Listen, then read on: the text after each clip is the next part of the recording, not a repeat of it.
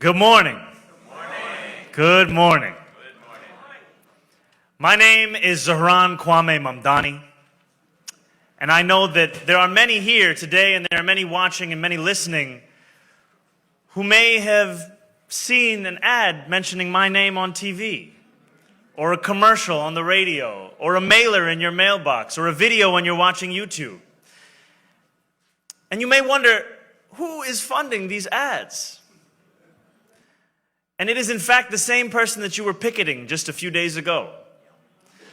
Because when Bill Ackman tries to take on diversity, equity, and inclusion, he also wants to take on any threat to the Trump administration across this country.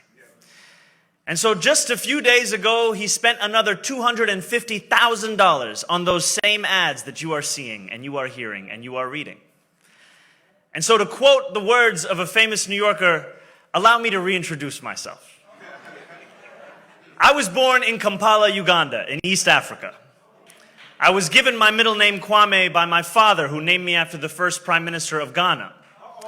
And decades ago, in Uganda, we won our independence from the British in 1962. We can clap for that. And when we did, the United States government gave the Ugandan government 23 scholarships as a gift for independence. And my father won one of those scholarships. He came to this country to study to be an engineer at the University of Pittsburgh. And sometime into his studies, his face buried in his book, he heard the words reverberate in the corridor around him, "Which side are you on? Which side are you on?"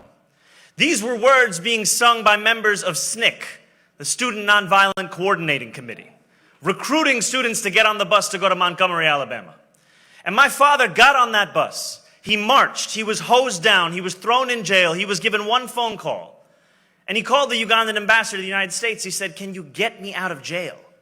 The ambassador said, "What are you doing in jail? We sent you there to study." My father said, "You sent me here as a gift for our freedom. They are fighting for theirs. It's one and the same." And so I was raised with this understanding that freedom and the fight for it is interconnected. And as I look across this city today, I am reminded that freedom is only worth as much as our ability to exercise it. Because we hear politicians of the past come on stages across this city, including this one, saying that they believe this is the greatest city in the world. But they do not answer the question that Dr. King posed decades ago. What good is having the right to sit at a lunch counter if you can't afford to buy a hamburger? What good is being the greatest city in the world if New Yorkers can't afford to live here? What good is it if our own people cannot afford their rent, their childcare, their groceries, even $2.90 for their Metro card? What good is that but making a museum of what once was in the city that we love? And so I stand here before you as an assembly member running for mayor with a very simple message. I am running to make the most expensive city in the United States of America affordable.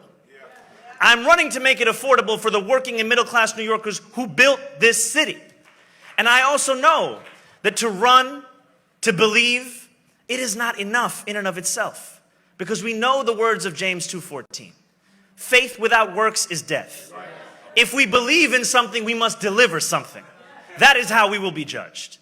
And when I believe in affordability, I will deliver it by freezing the rent for more than 2 million rent-stabilized tenants across the city of New York. When I believe in affordability, I will deliver it by making the slowest buses in the country fast and free. When I believe in affordability, I will deliver it by finally bringing universal childcare to each and every New Yorker across this city. But I know that there are many who say that when you stand for what you believe in, you lose your ability to win. And I actually think of the words that Reverend Sharpton shared when he was running for president. He shared, there are those in the Democratic Party who have driven the party further and further to the right in the name of a winning strategy.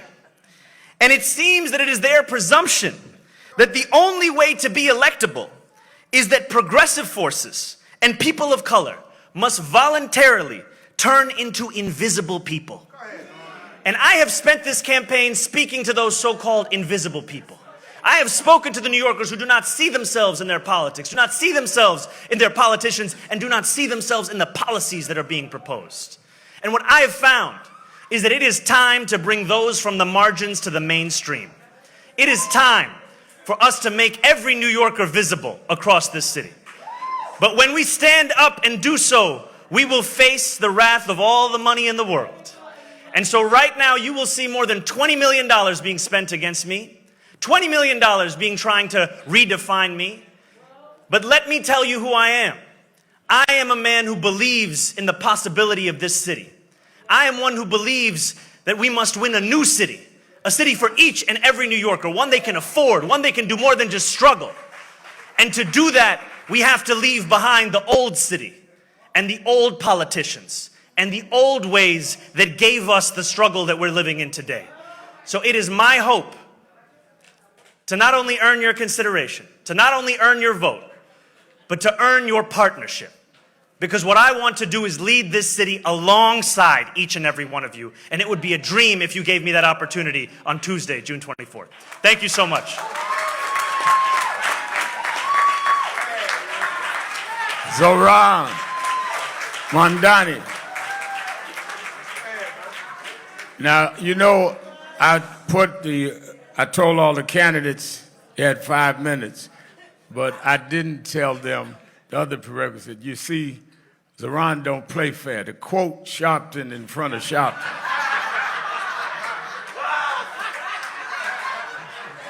Play fair now, Zohran.